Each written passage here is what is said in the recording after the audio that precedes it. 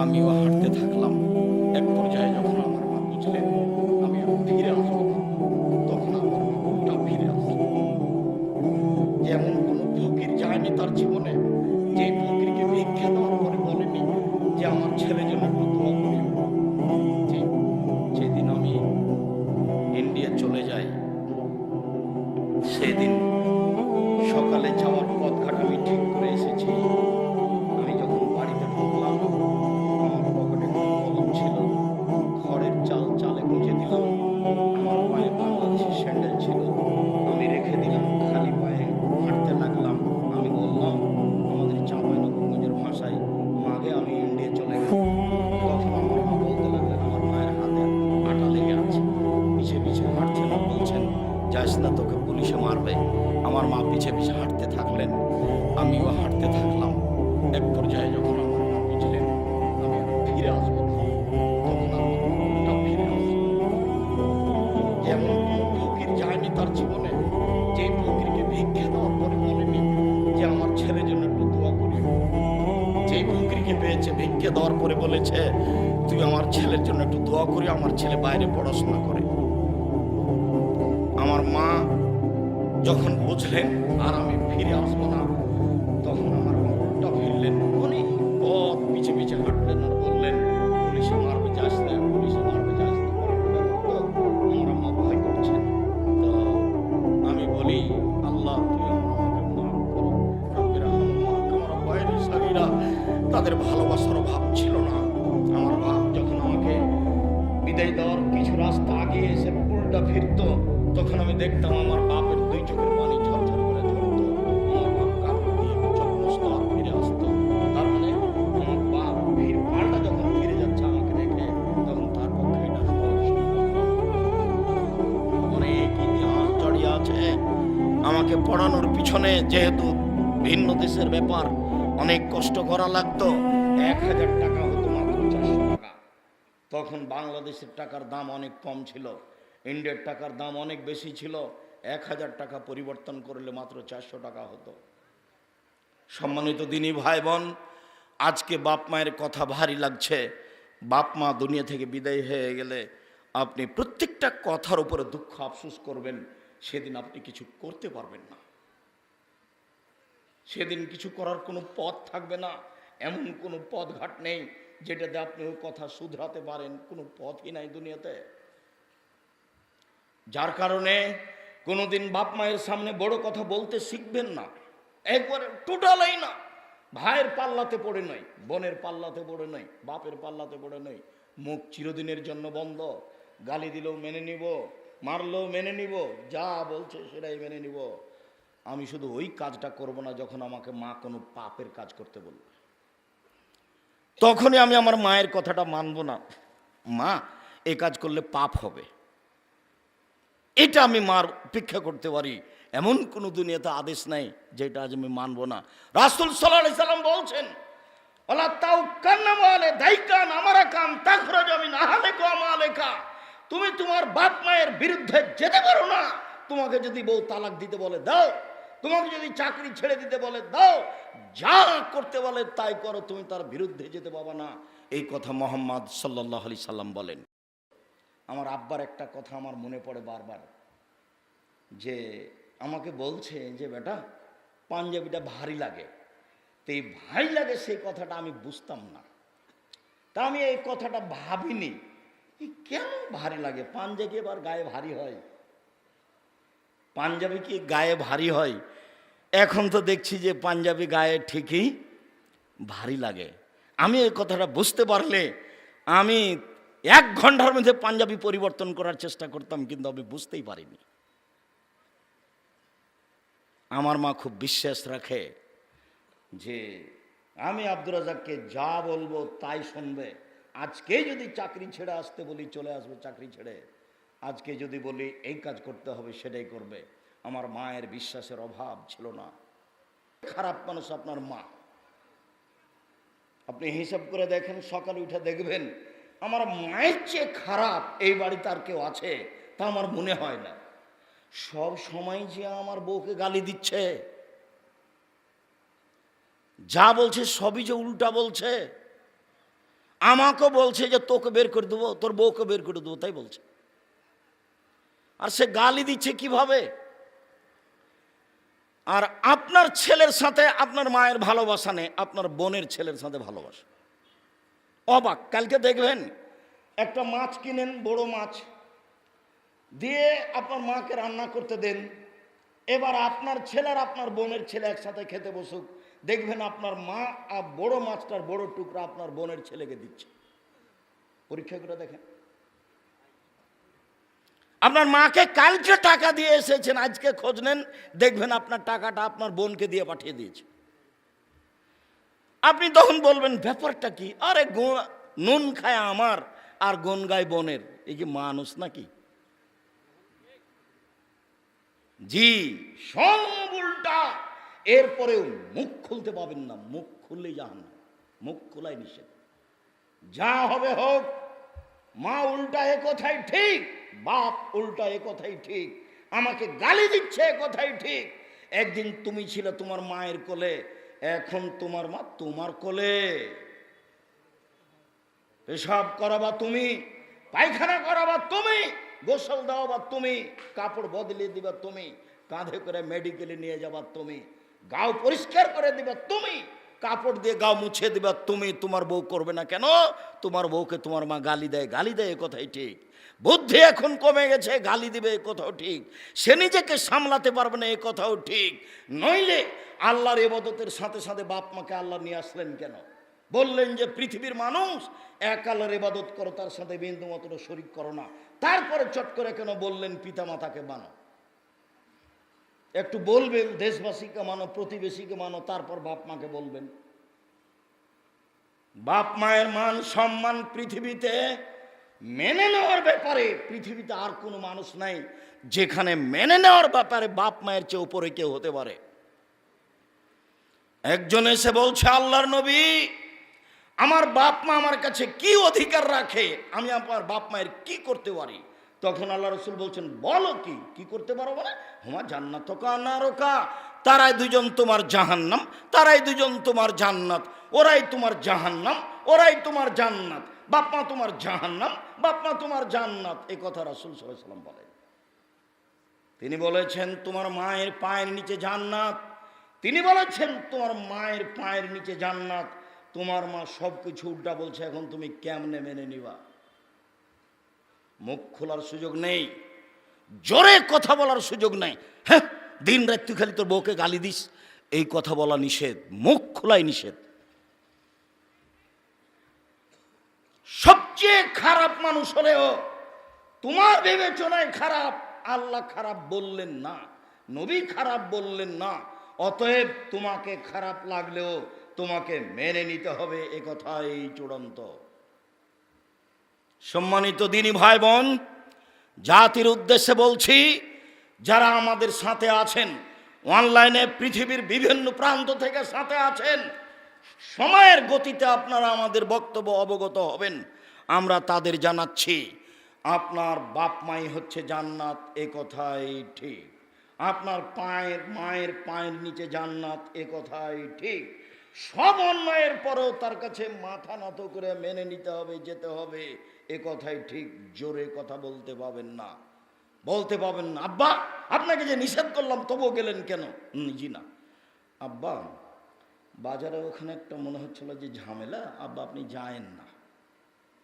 আব্বা আপনাকে তো আমি যেতে নিষেধ করেছিলাম, আব্বা মনে হচ্ছে যে যাওয়াটা ঠিক হয়নি, পরিবেশ তাতে, এর চেয়ে আপনি কথা বলতে পারবেন না বেশি। হ্যাঁ, তোকে নিষেধ করলাম তবু তো গেলি। চিরদিনের জন্য যারা সামনে আছেন তাদেরকে সতর্কবাণী পেশ করা হচ্ছে, জিন্দেগিতে আর কোনোদিন পিতামাতার নামে বাক্য মুখ খুলবেন না। মরার সাথে সাথে পুরো জীবনের কথা মনে পড়বে, আপনি প্রতিকার করতে পারবেন না। দুঃখের শেষ থাকবে না, আফসোসের শেষ থাকবে না। কেন আমি মাকে এই কথা বললাম, কেন আমি বাপকে এই কথা বললাম, কেন আমি একটু 10 টাকা হাতে দিলাম না? আমি তো সেদিন দিতে পারতাম, আমার আব্বা তো বলেছিল।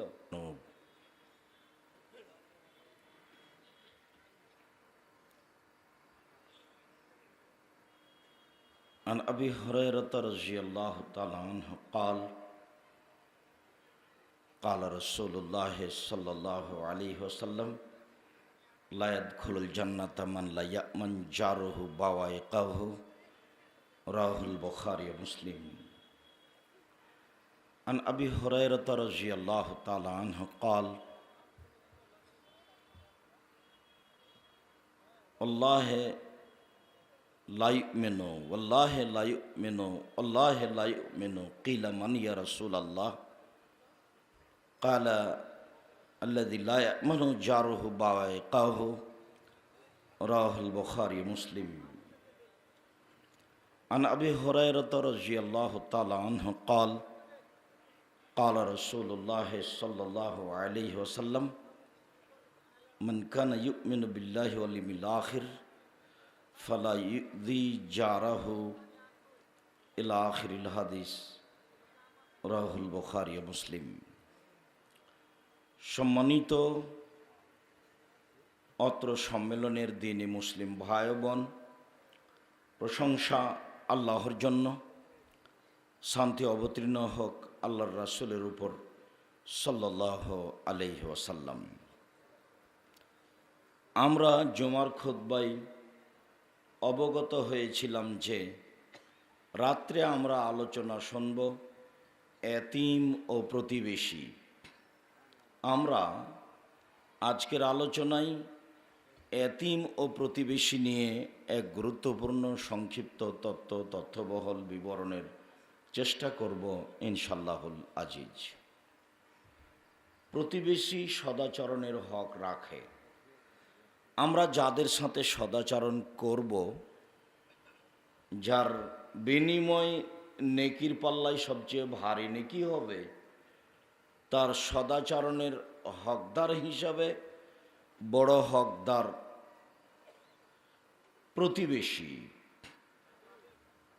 এ ব্যাপারে আল্লাহ তাআলা বলেন ওয়া'বুদুল্লাহ ওয়ালা তুশরিকু বিহি শাইআ। পৃথিবীর মানুষ, তোমরা এক আল্লাহর ইবাদত করো, তার সাথে বিন্দুমাত্র শিরক করো না। অবিল ওয়ালিদাইনি ইহসানা, তোমরা তোমাদের পিতামাতার সাথে ভালো আচরণ করো। অবিদিল কুরবা, তোমরা পরস্পর ভাই ভাইয়ের সাথে ভালো আচরণ করো। ওয়াল ইয়াতামা ওয়াল মাসাকিন, যারা এতিম তোমাদের অধীনে আছে তাদের সাথে ভালো আচরণ করো। যারা মিসকিন, ফকির, অসহায় পুরুষ নারী, তাদের সাথে ভালো আচরণ করো। অবেদিল কুরবা ও জারিজিল কুরবা, যারা নিকট প্রতিবেশী এবং দূর প্রতিবেশী তাদের সাথে ভালো আচরণ করো। ও সাহেবে বিল জাম্বে, চলার সাথী, রাস্তাঘাটে বাসের ট্রেনে চলার সময় যারা সাথী আছে তাদের সাথে ভালো আচরণ করো। পথিকের সাথে ভালো আচরণ করো। তোমাদের হাতে যারা দাস দাসী তাদের সাথে ভালো আচরণ করো। অবশ্যই আল্লাহ তাআলা অহংকারীকে ভালোবাসেন না। একটি আয়াতে এই লম্বা আলোচনা পেশ করলেন আল্লাহ তাআলা। তার প্রথম আলোচনা হচ্ছে ওয়া'বুদুল্লাহ ওয়ালা তুশরিকু বিহি শাইআ। পৃথিবীর মানুষ, তোমরা এক আল্লাহর ইবাদত করো, তার সাথে বিন্দুমাত্র শরীক করো না। এ ব্যাপারে আমরা বিষয়ভিত্তিক শিরকের উপরে লম্বা আলোচনা রেখেছি, সেখান থেকে স্পষ্ট হতে হবে।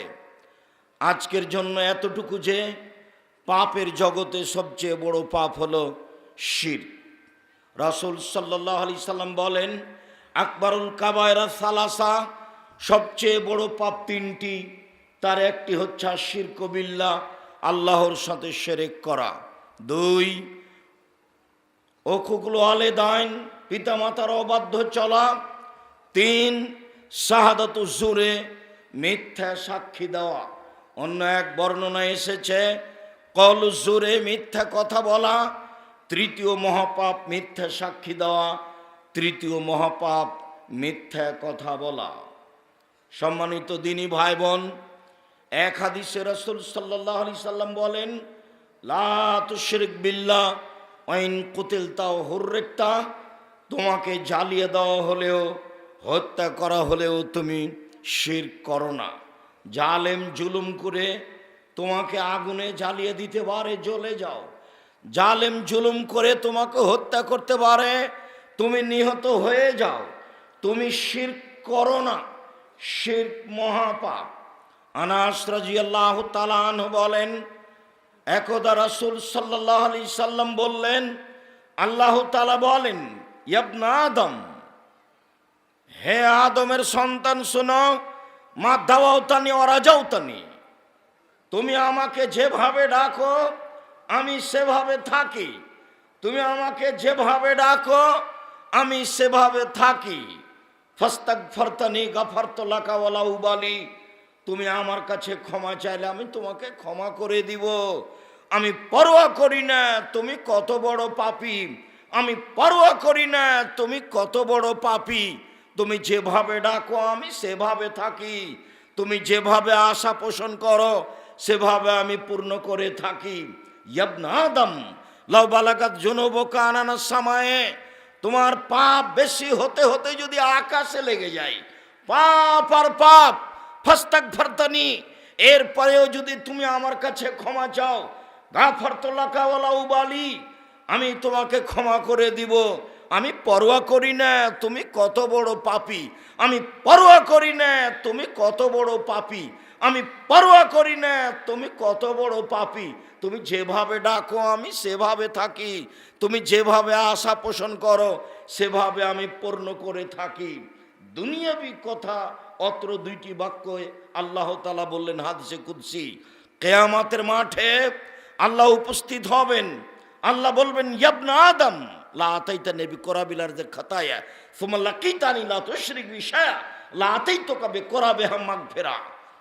পুরুষ নারী কিয়ামতের মাঠে সবাই উপস্থিত হবে আকাশ জমিন পরিমাণ পাপ নিয়ে। আল্লাহ তাআলা আদম সন্তানের সামনে আসবেন এই পরিমাণ ক্ষমা নিয়ে। আদমের ছেলে মেয়ে আকাশ জমিন পরিমাণ পাপ নিয়ে বিচারের মাঠে উপস্থিত হবে। আল্লাহ তাআলা এই পরিমাণ ক্ষমা নিয়ে উপস্থিত হয়ে বলবেন, আদম সন্তান শুনে রেখো, আজ তোমরা আকাশ জমিন পরিমাণ পাপ নিয়ে উপস্থিত হয়েছ, আমি আজকে তোমাদের সামনে উপস্থিত হয়েছি সেই পরিমাণ ক্ষমা নিয়ে। তোমার পাপ যত আমার ক্ষমা তত, তোমার পাপ যত আমার ক্ষমা তত, তোমার যেই পরিমাণ পাপ আমার সেই পরিমাণ ক্ষমা, তোমার যেই পরিমাণ পাপ আমার সেই পরিমাণ ক্ষমা। যদি শিরক না করে থাকো, শিরক না করলে পাপ আজ ক্ষমা হবে, শিরক থাকলে পাপ ক্ষমা হবে না, শিরক মহাপাপ। বাংলাদেশের মাটিতে ঝড় বৃষ্টি বিপদ সীমার উপর দিয়ে চলে বলে মানুষে বলে, বন্যা বিপদ সীমার উপর দিয়ে চলে বলে মানুষে বলে। আসলে বন্যা বিপদ সীমার উপর দিয়ে চলে এ কথা ঠিক নয়, বরং শিরক বিদআত বাংলাদেশের মাটিতে বিপদ সীমার উপর দিয়ে চলে। শিরকি মানুষের কাছে নেকির কাজ, বেদাতি মানুষের কাছে নেকির কাজ। যা লোকমান সাহেবে এক অংশে বলছিলেন তারই নাম সুন্নাত। আসলে ঘটনা এইভাবে এসেছে, যখন আল্লাহর নবীর সামনে সাহাবী দোয়াটি পড়লেন, দোয়াটি পড়তে পড়তে শেষ বাক্য বললেন, অবে রাসূলে কাল্লাযী আরসালতা, যে রাসূলকে আপনি পাঠিয়েছেন সেটা মেনে নিলাম। তখন আল্লাহ রাসূল তার বুকের উপর একটা গুতা মেরে বললেন, বলো অবে নবী কাল্লাযী আরসালতা, বলো যে সেই নবীকে মেনে নিয়েছি যে নবী তুমি পাঠিয়েছ। রাসূল বলাটাই অপরাধ হয়ে গেছে। তার মানে দুয়াতে, জানাজার দুয়াতে শব্দের পরিবর্তন করা যাবে না। আল্লাহর নবী যেই শব্দ উল্লেখ করেছেন সেই শব্দই ব্যবহার করতে হবে। পুরুষ মাইয়াত মরা ব্যক্তি পুরুষ হোক আর নারী হোক তাতে আসে যায় না। রাসূলের দেওয়া শব্দ পরিবর্তন হবে না, যা ছিল তাই থাকবে। ঝুঁকে তু যেমন ছিল তেমন থাকবে, তারই নাম সুন্নাত মেনে চলা। মানুষ বেদাতকে মনে করবে নেকির কাজ, এ কথাই ঠিক। মানুষ শিরককে মনে করবে নেকির কাজ। মনে রাখা ভালো হবে, দুইটি কাজে মানুষ আল্লাহকে অপমান করে, রাসূলকে অপমান করে, মনে রাখা ভালো হবে দুনিয়াতে দুটি পাপের নিজস্ব ক্ষমতা আছে, অন্য পাপের নিজস্ব ক্ষমতা নেই। জেনা মহাপাপ, তোবা করলে ক্ষমা হবে, তোবা না করলে বিচার মাঠের পাপের পাল্লায় উঠে যাবে, তার নিজস্ব কোনো ক্ষমতা নেই। কিন্তু শিরকের নিজস্ব ক্ষমতা আছে। শিরক করলে অতীতের নেকি নষ্ট হয়ে যায়, শিরক করলে আল্লাহকে খাটো করা হয়, শিরক করলে অতীতের নেকি নষ্ট হয়ে যায়, শিরক করলে আল্লাহকে অপমান করা হয়, বিদআত করলে ইবাদত কবুল হয় না, বিদআত করলে আল্লাহ রাসূলকে খাটো করা হয়, বিদআত করলে আল্লাহ রাসূলকে অপমান করা হয়। রাসূল বললেন একটা, আপনি করলেন আরেকটা, আল্লাহ বললেন একটা, আপনি করলেন আরেকটা। এই দুটা পাপের নিজস্ব ক্ষমতা আছে। যার একটা পাপের নাম শিরক আর একটা পাপের নাম বিদআত, দুটাই মানুষের ধারণায় নেকির কাজ। সম্মানিত দিনী ভাই বোন,